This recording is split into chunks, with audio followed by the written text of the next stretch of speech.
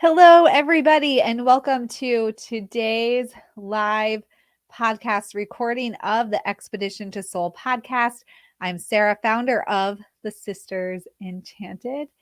And today, we've got a good topic for you. We are talking today about rhythm, belonging, community, and why those things matter.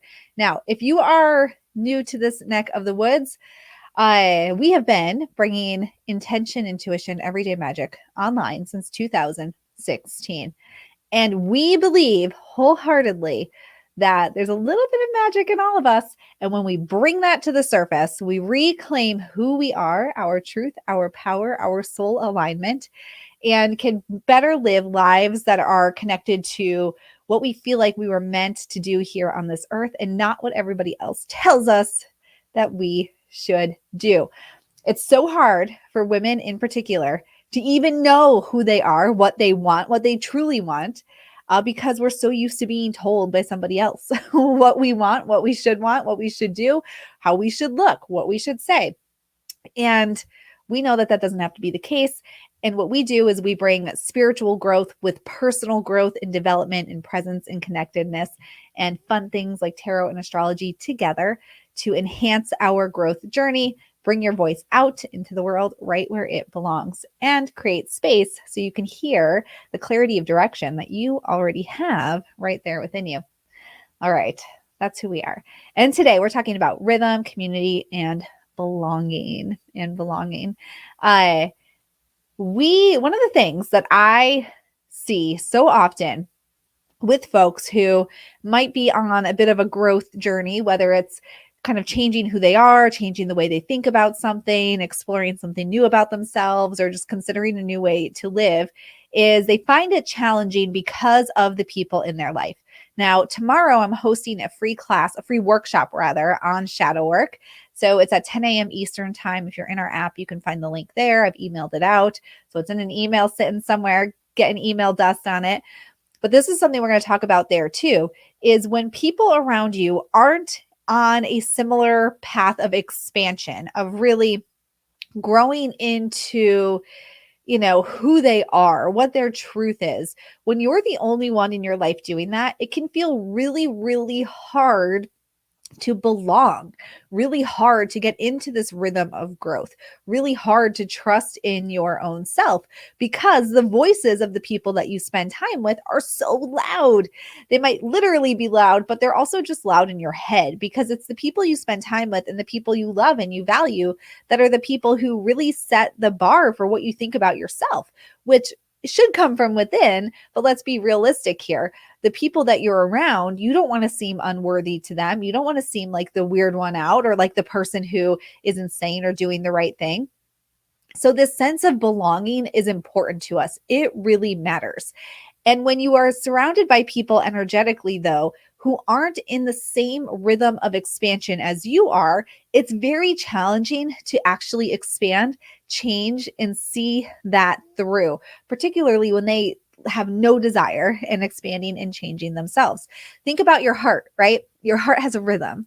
It has a rhythm. And any person who's ever felt a skip in their heart or has like a heart condition or maybe a heart murmur. I've got a heart murmur. Now and then I can feel it do its little jumpity jump. You can tell when it's out of rhythm and it kind of catches you, right? You're like, oh, what was that? Well, that's what your energy is doing all day long when you are surrounded by people who are out of rhythm from you, out of time with you, rhythm with you. They aren't in your rhythm. You know what I'm trying to say. When you're surrounded by people who are completely on a different rhythm, that might not be a bad thing sometimes, right? Because it's like, that's how we get to know other people and expand our horizons. But when you're trying to expand and you're trying to grow and every person's energy is just getting you out of lockstep with yourself, and there's no way you can even find your own personal rhythm. There's no way you can get present, get grounded, and like see what is it that I actually desire? What is my inner wisdom trying to tell me right now? Because you're so out of rhythm with your own self and being impacted by everybody else's heartbeat over here that you can't do the thing that you're trying to do. It makes it very challenging. but you want to belong. You don't want to feel like an outsider. None of us want, we might wear that as a badge of honor. Like, it's okay. I'm an introvert. I don't really fit in anywhere. I know that I've told myself that 100 million times, and I really am an introvert, and I really am okay not being like in a big crowd of people. At the same time, I certainly don't like feeling like I don't belong. That's very uncomfortable. So we want to belong, and that can impede our ability to really expand into the next version of ourselves when we can't get in rhythm with ourselves, because the energy we're surrounded with just is not the energy that we are heading to. And finding community anywhere can be challenging, because you don't want to let go of the people that you know and that you have all these relationships with. You don't want to burn bridges and just, like your family, your spouse, your kids, your parents, whoever, your best friends. You don't want to just toss them to the wind. But where do you find community, and where do you find people that are like-minded? That can be challenging too. And maybe you go to some places in your local environment, but it's hard to get there. It's hard to find the time. So this idea of belonging can really actually hold us back from where we want to go, because we really truly do want to belong. Again, no matter what we say to ourselves, most of us really don't like feeling like we don't belong. I know I don't like feeling that way either, even as a great big introvert who gets very socially awkward in social situations. I like to feel like I belong and like I'm in the right place. But our desire to feel that way can really keep us from expanding and finding this rhythm of our own to grow into. Hear our own voices. Who are we? What is it that we want? What is it that we want? Again, we spend, as women in particular, so much time being told what we should do, what we should look like, what our bodies should look like. I don't know, anybody who's this is my mom genes coming out, my mom's stories here, but anybody who has ever breastfed a baby, I mean, that can be a nerve-wracking situation the first time you do it, the 100th time you do it, because you just, what are people going to say? What are people going to do? Right? Or if you're a woman who, you're in menopause or you're perimenopausal, and your hips and your lower belly area are luscious goddess like, but you don't fit into the jeans you fit into 2 years ago. Your 4 size is bigger because of it. And you don't know how to dress yourself. And you certainly don't want people commenting on it. Or what are they going to think of me when I run into these people who haven't seen me in 5 years, right? Instead of embracing, like, this is a beautiful life stage that I'm in, and look at all of this amazing evidence that I've lived an amazing life and that I am full and worthy and whole as I am. But we aren't taught to think that way, and it can really impair us from being able to hear our inner voices and hear our own truth. So one of the questions we get asked a lot here at the Sisters Enchanted is, what is all of this witch stuff about, Sarah? Please explain. And I love the word witch because I think that it stirs something up in everybody. Some people hate the word. Some people love the word. People come to our communities and take our holistic witchery program who hate the word and who love the word. They come together though, because there is a rebelliousness in it. There is a sense of claiming back your own power, and this idea of feeling a little bit other, but knowing that you're in control of whatever's going to happen for you in your life. And that's what we teach here in our programs, right? Is taking back, who am I and how do I get more present and connected in my life? And we can do this with tarot. We can do it with the moon. We can do it with astrology. We can use crystals and do it. We can change the way we think about the thoughts that we speak and the things that we say, the thoughts we say out loud, and the things we say out loud, and the thoughts we speak in our minds. That got all twisted up in translation. But we can think about those as these spells that we're casting every time we think a thought and open our mouth to speak, right? And that's where we bring all of this together, this growth, this personal growth. Who am I? Where do I belong? How is my rhythm being impacted by the rhythm of the people around me? And furthermore, how do I reconcile my rhythm that is different than everybody else's? As a person who is married to a husband who has a very different rhythm than I do, I can say firsthand that it's not the easiest thing in the world.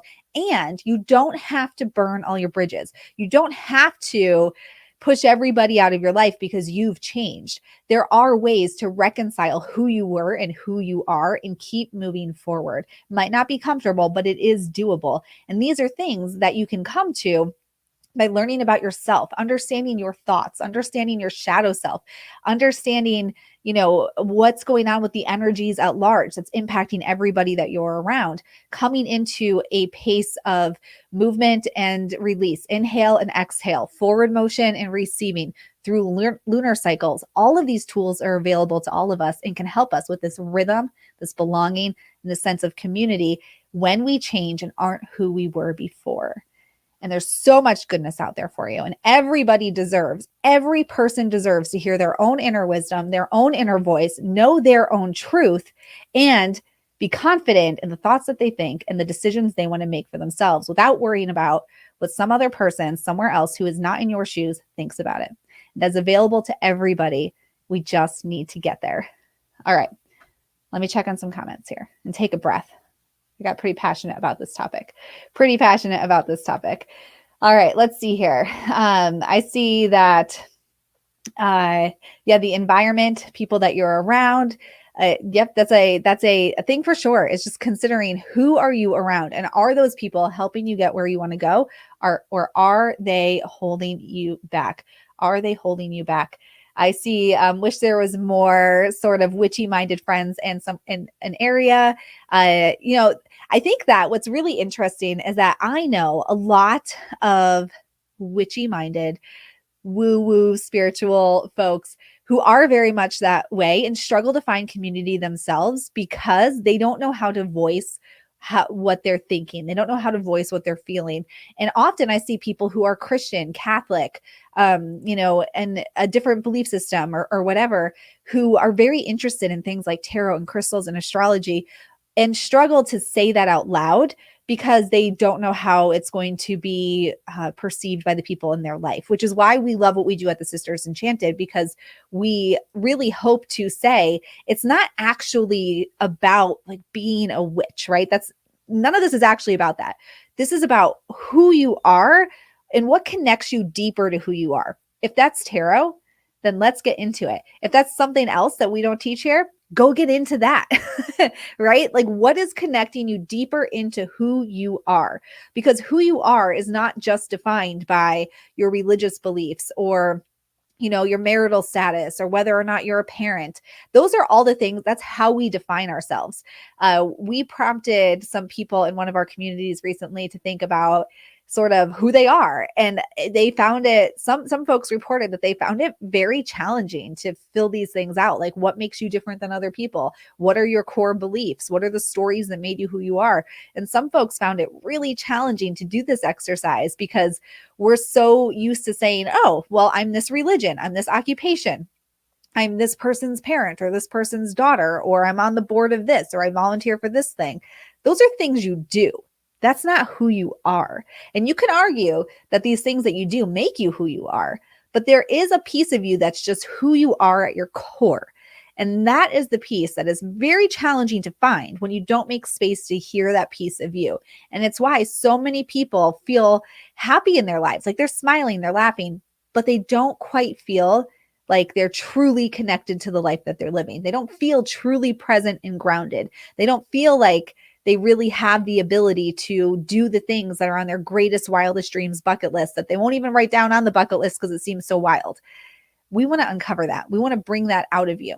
We want to heal the bits and pieces of you that are holding yourself back. And we want to do it through rhythm. We want to do it by being intentional with how you spend your time. And we correlate that to working with the moon.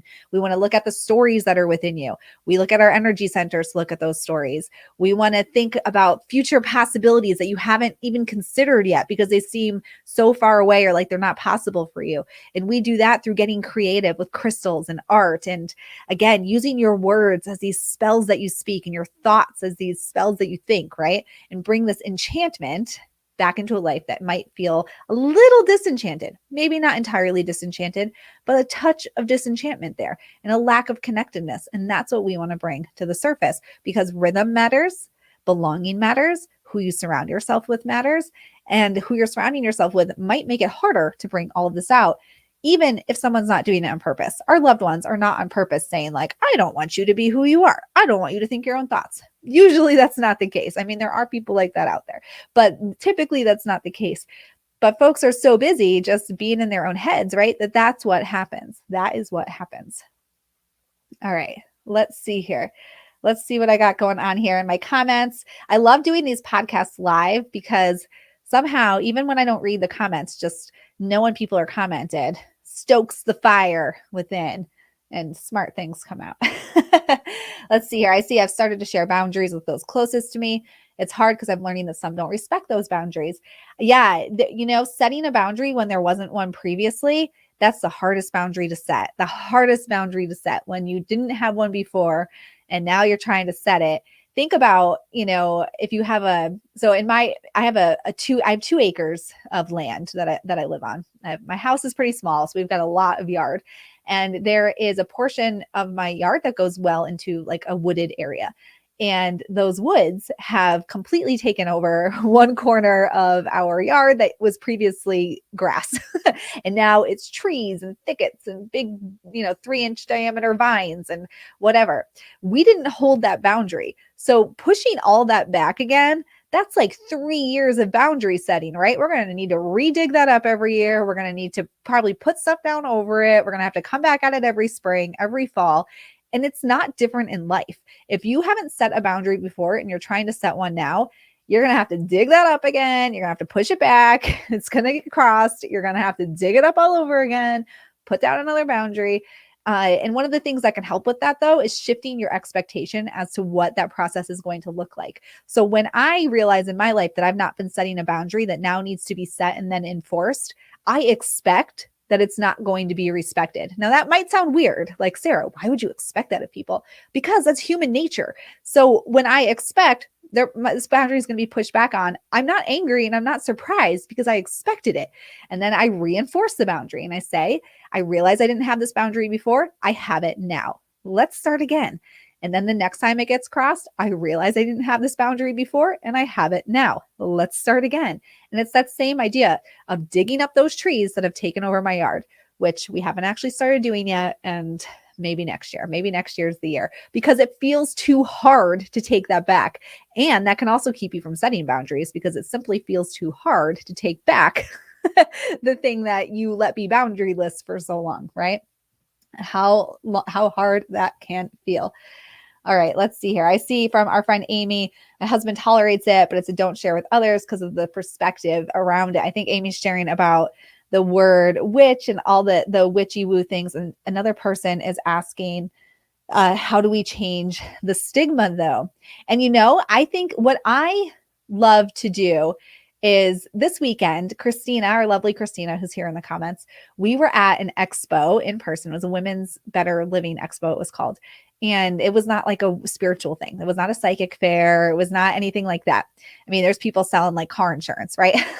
So we were certainly the odd ones out at this event. And loads of people walked by and were like, tarot, that's so evil. I would never get a tarot reading. Bad things can come through. I heard this once from so-and-so. And I just say like, oh, that sounds like a great story. You want to share it with me? Or like, oh yeah, a lot of people think that. A lot of people think that. That's why we teach the story of tarot. It's just like a book. When you line it up, it tells a story just like a book does. And then I just smile, right? It's not about when you're changing and you're expanding. And again, releasing expectation that other people are just going to get on board and think that that's great. Release that expectation. And it's also not our job to change other people. It's our job to change ourselves and be comfortable with who we are. And through doing that, those around us can change. And that's how things like stigma start to fall off, right? Because we're comfortable with who we are and not, instead of fighting for who we are, we're comfortable with it. And we're going to stand up and just be ourselves. And through being ourselves, those around us change too. And again, it might not be easy. It might take a while, but it certainly can happen. Let's see here. Stephanie's sharing several witchy groups around my area and that make me feel comfortable, or the goals are the same, or it's a safe place. Found much better luck online with thoughtful community like TSE. Thanks for saying that, Stephanie. Yeah, I do find too that I certainly, aside from the Sisters Enchanted, I struggle with the community in person often. I do find that there is either a lot of must do this, must do that, like kind of, really, oh, my lights are flashing. I don't know, not exactly the energy sort that I'd like to be around, right? And so I love what we do here because we really don't do that. We don't do that. Let's see here if there's anything else coming up here that I can comment on. I'm just scanning through very quickly on these comments. So if anyone asks a question or something and I'm missing it, then I do apologize for missing it.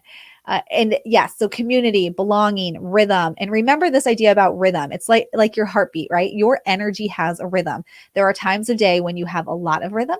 There are or a lot of energy rather, and times of day when you have low energy, and this is your personal rhythm. That's your energetic rhythm, right? Well, as you're growing, you're expanding, and maybe that's not. Maybe you're like, I don't know, I'm unsure about these witchy things, Sarah, but what you're saying about growth and change is really, really speaking to me. That's still your rhythm of growth. And when you're having a big growth, big energy, and a small growth and a small energy, that is a rhythm. And everybody has their own energy and everybody has their own rhythm. But when the people around you are just like this cacophony of noise and not a rhythm that you can be comfortable with your own, that is not helpful. So find these people who you belong with. Being in belonging with yourself, but being able to hear yourself to be in belonging with yourself is really the first step there. And it is more important than we would think. And working with the moon cycles, that's a great way to be actually present and grounded in your body to even start to hear what your body is telling you. So many of us are so disconnected from our own just internal system and the inhale and exhale of life because we're just so busy doing one or the other that we can't even pause to see like, wait, who am I? That is not something that I do.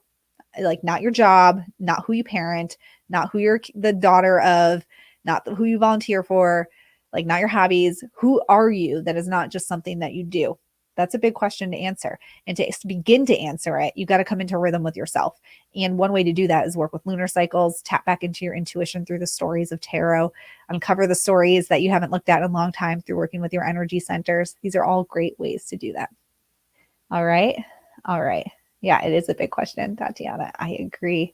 All right, y'all. That's the end of our podcast for today. I want to let you know if you're in this podcast live or you're listening to it shortly after it goes on the airwaves of our Expedition to Soul podcast, our holistic witchery program is open through Thursday for registration. Today is Tuesday.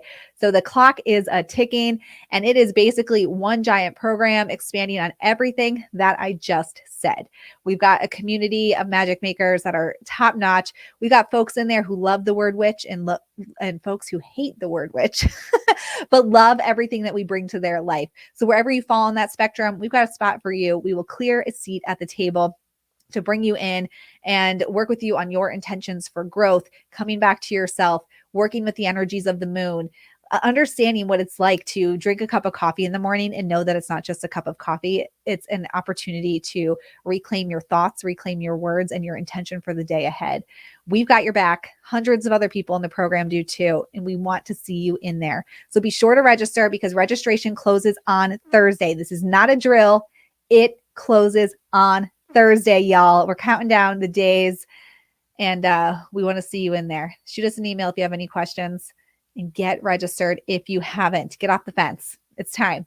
All right. Thank you so much for listening in to this episode of the Expedition to Soul podcast. Until next time, I hope that you have an enchanted rest of your day ahead. Bye.